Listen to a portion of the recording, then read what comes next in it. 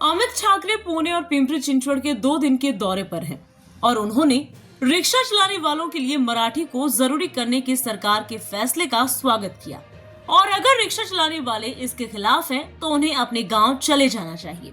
अमित ठाकरे ने ये राय जाहिर की है कि अब बाहर से आने वाले लोगों की वजह से अब मुंबई बंद हो जाएगी। हम इसके लिए हैं, हम मराठी लोगों के साथ मजबूती से खड़े हैं और हम देखेंगे कि मुंबई कैसे बंद होती है। अमित ठाकरे ने ये भी कहा, सरकारने जाहीर केलं की रिक्षा चालकांना जे मराठी बोलतील किंवा जे मराठी असतील त्यांना परवाने दिले जातील, ह्याला आमचा पाठिंबा आहे। आणि मला वाटतं की ज्यांना बोलायची नाहीये त्यांनी आपल्या आपल्या शहरांमध्ये निघून जावं। तुम्ही संपावर ठामात, आम्ही आमच्या भाषेवर ठाम आहोत। याच्यात एवढं कन्फ्युजन काय मला कळत नाही। आणि सरकारने निर्णय घेतल्यानंतर सरकारचेच लोक विरोध करतायत, त्याच्यामुळे त्यांच्यात एकमत नाहीये। तुम्ही आम्हाला काय विचारताय? आम्ही मराठी भाषेच्या बाजूने कायम असणार आहोत। रिक्षा चालकांची एवढी ताकद आहे की मुंबई बंद करतील, ते पण परप्रांतीय। आणि आमचे मराठी रिक्षा चालक आणि जे मराठी बोलणारे रिक्षा चालक आहेत ते सक्षम आहेत मुंबई चालू ठेवायला। आता पण हीच भूमिका आहे की आम्ही आमच्या मराठी रिक्षा चालकांच्या बाजूने पाठीशी ठामपणे उभे आहोत। 4 तारखेला संप आहे ना, आपण 4 तारखेला बोलू। पण मी आजही बोलतो, आमच्या अंगावर येऊ नका। संप करायचं शांततेत करा किंवा आपल्या शहरांमध्ये निघून जा। उत्तम प्रकारे रिस्पॉन्स मिळतोय। मी खरं सांगू तर अशा परिस्थितीत ज्या प्रकारे रिस्पॉन्स मिळतोय तर मला वाटतं खरंच एक लोकांची आणि साहेबांची जी नाळ एक जोडली जी गेली आहे, जे एक कनेक्शन आहे, तसं मला वाटत नाही कुठच्या दुसऱ्या पक्षात आहे।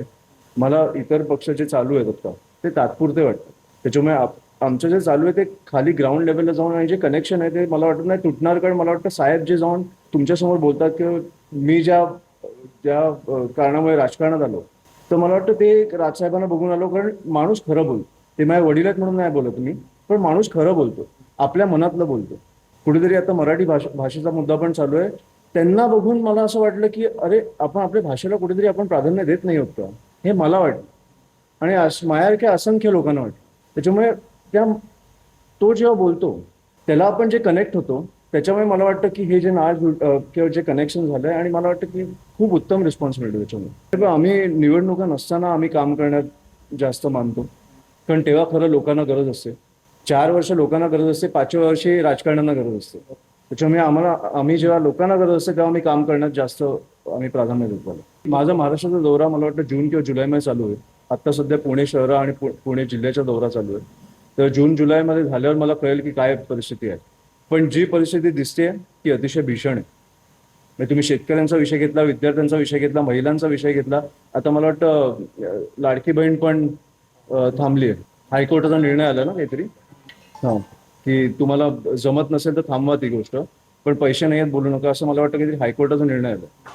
तर हो ना, तर मला वाटतं लाडकी बहीण पण थांबली। त्याच्यामुळे जे तुम्ही निवडणुकीच्या तोंडावर चालू केलेलं, ज्याला मी तर बोलेन की तुम्ही ऑफिशियली पैसे देत होता, जे अनऑफिशियल पैसे दिले जातात ती वेगळी गोष्ट, ऑफिशियली तुम्ही पैसे देत होता लाडकी बहिणीच्या नावाखाली, ते पण आता थांबलंय।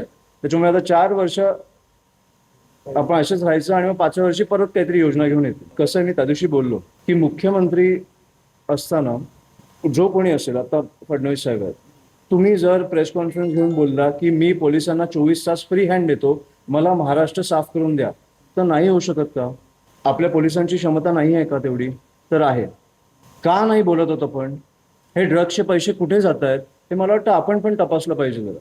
एवढ्या प्रमाणात ड्रग्ज येत आहेत, शाळा कॉलेजच्या बाजूला आता ड्रग्ज विकायला लागलेत, हे कुठे जातात? त्या दिवशी नेस्कोला 2 मुलींचा मृत्यू झाला ओव्हरडोसने, हे कुठनं येते बरं? ते नेस्कोचं झाल्यानंतर काय कारवाई झाली?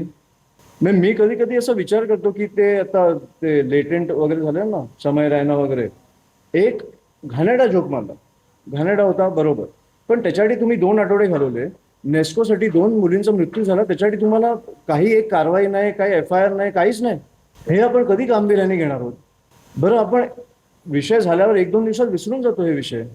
मी त्या दिवशी बोललो तसं, पुण्यात तो पॉर्सचा इन्सिडेंट झाला, तो त्या मुलाचं काय झालं?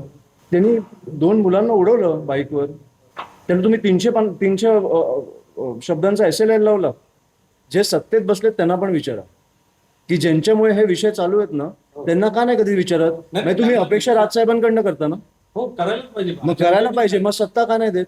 मग तेच म्हणतोय मी की मग तुम्ही तेच प्रस्तावित अरे मग आम्ही केलेल्या तेच बोलतोय की आम्ही आंदोलन नागरिकांना घेऊन विश्वास का नाही वाटत? वाटेल ना, वेळ लागतो.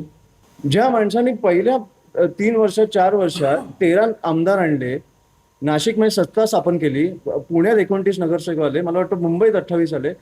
मग ह्याला विश्वास नाही बोलत का तुम्ही तुम्ही लोकांचा? म्हणताय की आता सत्ता दिली होईल ना, वेळ लागतो. प्रत्येक पक्षाचा एक चढ उतार असतो ना, होईल ना. पण मला वाटतं सत्ताधाऱ्यांना पण तुम्ही असे विचारत जा प्रश्न. सत्ताधारी ते येतात का तुमच्या समोर? आता 52 कोटी रुपयाचा भ्रष्टाचार झालाय, उघड आहे, आणि जो ख्यापोनी केलाय त्याच्यावर गुन्हे दाखल करण्यासाठी कुणीच मागणी केली नाही. मला तुम्ही मागणी तर करा ना. आत्ता करतो. मला वाटतं आमची जेवढी जबाबदारी आहे ना तेवढी पत्रकार म्हणून तुमची पण. आम्ही केलंय ना. नाही, पण तुम्ही पत्रकार म्हणून प्रश्न पण विचारले पाहिजेत. तो पत्रकार तुम्ही आम्हाला फक्त प्रश्न विचारून नाही जाणार की आम्ही काय करतो, तुम्ही काय करताय, तुम्ही काय करताय, हा पण विषय आहे ना. तुम्ही काय करताय, ते आणलंय ना समोर, त्याच्यामुळे आणलंय म्हणजे मग तुम्ही 2 दिवसांनी विसरून जाल वेगळा विषय आल्यावर. आपल्याकडे कसे दिवसाला 50 विषय असतात. ठाकरे साहेबांबद्दल सदावरती बोलतायत, तरी प्रतिक्रिया उमटत नाही. अरे बागेश्वर बोलतो तरी शहरातून प्रतिक्रिया उमटत नाही. काय कारण आहे? म्हणजे हे साधं कळलं तुम्हाला? कुठे जातात विषय कळलं तुम्हाला? Bureau report, V service news, Pune, Maharashtra.